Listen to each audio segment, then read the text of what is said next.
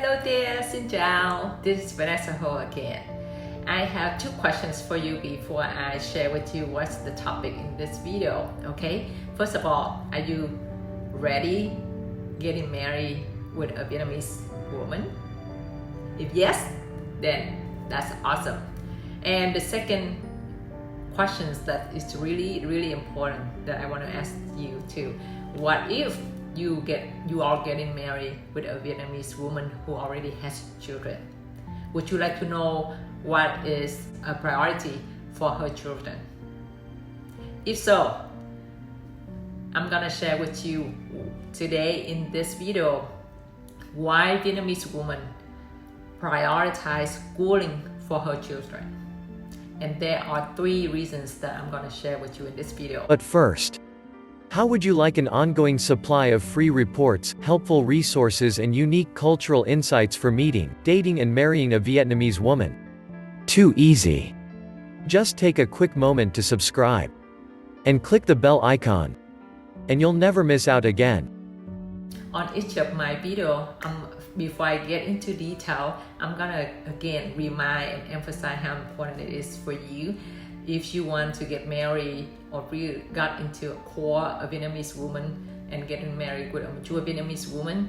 It's really important that you must be a gentleman and you must be ready physically and mentally.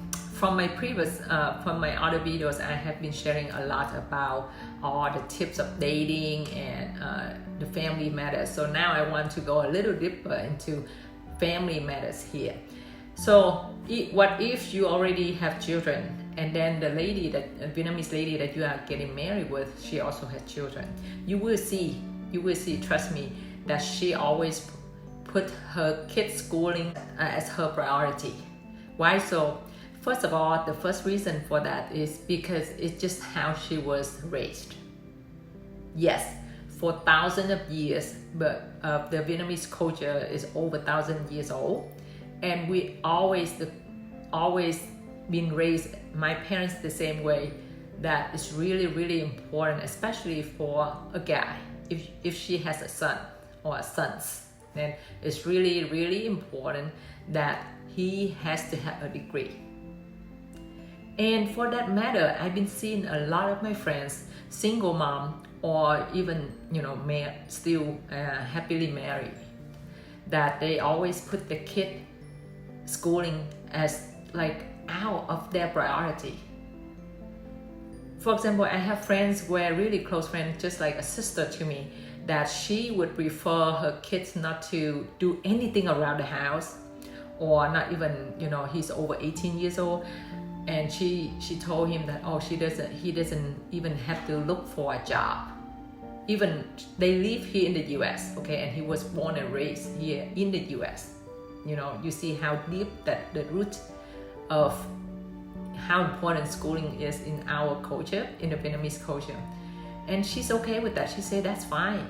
She said that's fine because unfortunately her husband passed away, and she said that her promise to his dad that she will make sure that if he wants to go get a master degree, a PhD degree, she will go do whatever it takes to go through with it and support him the best as she can. And to her, which means that her son doesn't have to do anything. He can voluntarily do things and help her around the house. But other than that, she was like, oh no, don't do it. I cook for you, I clean the house, I do everything as long as you stay in school and have a good grade and have a degree. You see? And for me, in my family, even with my parents' generation, at the time the woman didn't have to be highly educated. But because my mom is highly educated, so that's why she's even emphasized us even more. So we have like a double dose now. So when we grown up, the difference is like my parents, because with my dad, so we did do things around the house, especially the ladies side. But for the guy, like my brother, he didn't really have to do much. For some reason, my mom still highly educated but still believe that a male role is still higher than the female role at the time, and until now too. Yes. So because I think part of it also because they think that, okay, if you don't have a degree, you don't have a high educational level, then you won't be able to get a job, which means that you have to go to be a labor worker. So that's kind of a side reasons for that too. Okay. And the second reason I want to share with you is that it's also a society pressure that, like I said, for thousands of years, we follow Confucius culture from China because we got influenced, really big influence from China culture from 1,000 years ago, right? That education is the only way to give you a better life. And for that reason, it's become society pressure at the time. So if your kid doesn't graduate from college, it means that you are bad parents.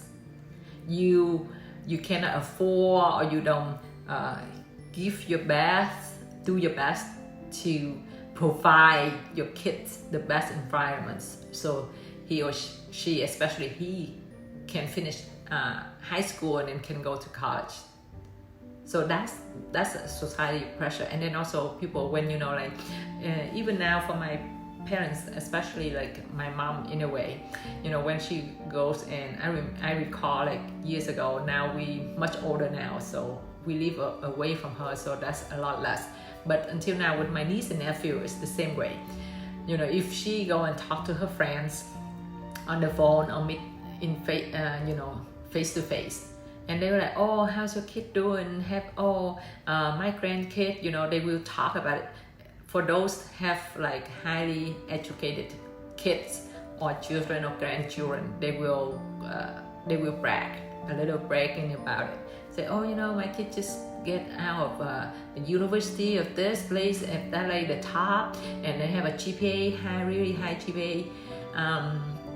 And he just got a good job, or she just got a good job, or he just finished master's degree, PhD degree, and they compare that to, and then my mom sometimes, she used to feel ashamed a bit sometimes. She said, oh, my kid just go to university, for example. So that's the thing, that's society pressure in a way that, that make your parents or grandparents feel proud of you to have degree.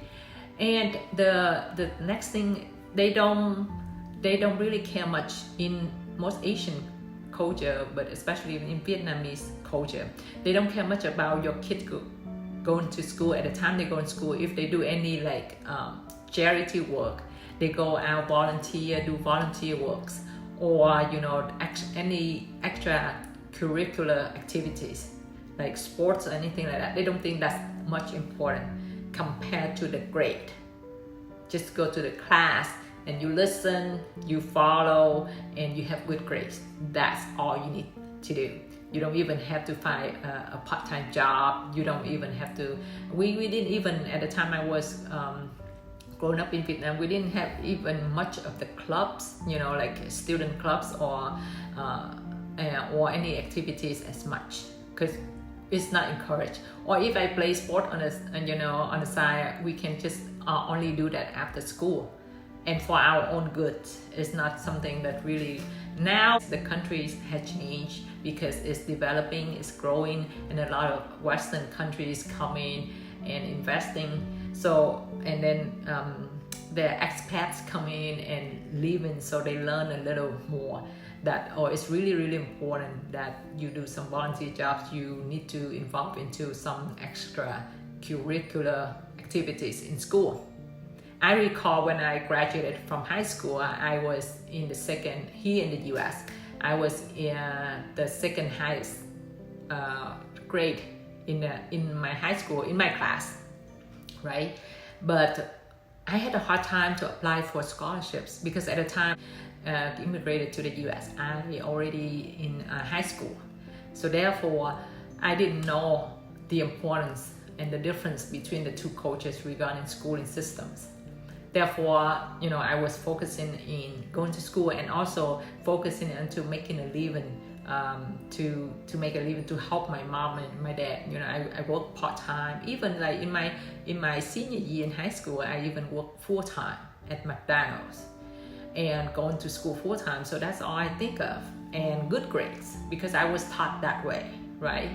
So if I haven't come here, I don't realize it. I don't interact with the Western world here. I would think the same way. I will train, and even now I believe like strongly, the Vietnamese women, in their 30s and around my age, or even like the younger people now, they still be influenced by that. I should say by that culture, that concept. Even though it's much better now, because now we also see in our society in Vietnam and in Vietnamese community in other countries outside Vietnam, that quite a few people, many people who don't really have a degree or like a high educated degree, they still really successful, and they still can make a big impact to the Vietnamese people or the community. That's the third reason that why we, in our culture, in the Vietnamese culture, we always believe, at the time we believe that, okay, to have a highly level, which means that you have a better future. So you can have a really nice job.